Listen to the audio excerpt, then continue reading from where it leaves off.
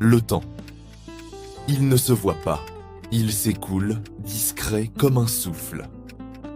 Depuis toujours, les hommes ont tenté de le retenir, de le comprendre, de le diviser. Mesurer le temps. C'était d'abord une manière d'apprivoiser la vie elle-même.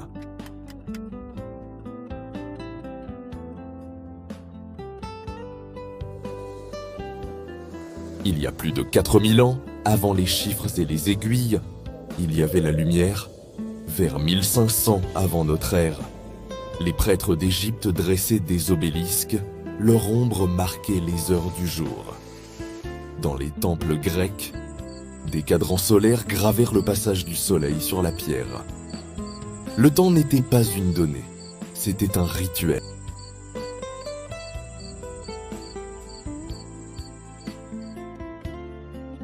Au Moyen-Âge, les cloches des abbayes furent les premières à rythmer les jours. Matines, vêpres, complis. Le temps devint sacré, ordonné, collectif. Puis au XIIIe siècle, les villes s'équipèrent d'horloges mécaniques. Le son des heures descendait des tours, imposant sa cadence au monde médiéval. À Florence, à Nuremberg, à Paris, les horlogers devinrent les nouveaux maîtres du temps. En 1656, le savant hollandais Christian Huygens inventa la première horloge à pendule. Leurs engrenages minuscules faisaient battre le cœur des cités. Le temps, désormais, pouvait être tenu dans la main.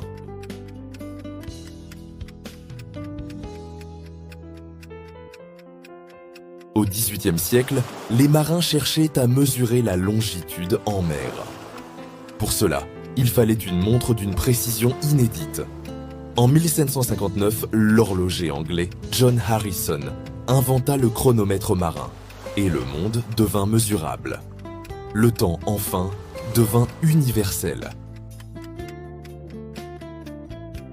Puis vint le XXe siècle et le tic-tac des laboratoires. En 1955, le physicien britannique Louis Essen créa la première horloge atomique au césium. Elle ne mesure plus l'ombre du soleil, mais la vibration d'un atome. Chaque seconde est désormais définie avec une exactitude absolue. Mais plus nous mesurons le temps, plus il semble nous échapper. Car il y a un problème. La Terre ne tourne pas en 365 jours exactement. Elle prend 365 jours, 5 heures, 48 minutes et 46 secondes. C'est pour cela que tous les 4 ans, nous ajoutons un jour, le 29 février, une année bissextile. Et ce n'est pas tout. La rotation de la Terre ralentit imperceptiblement. Certaines années, nous devons ajouter une seconde entière, une seconde intercalaire.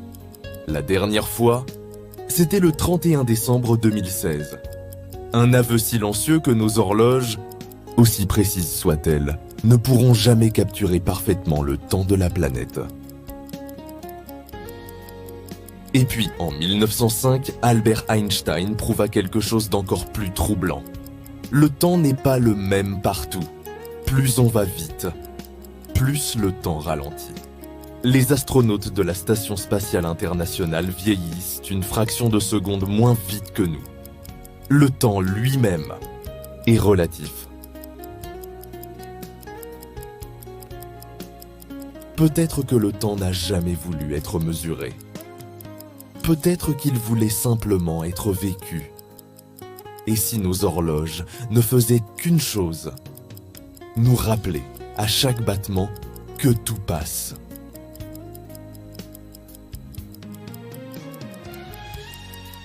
C'était Chronica, l'histoire autrement.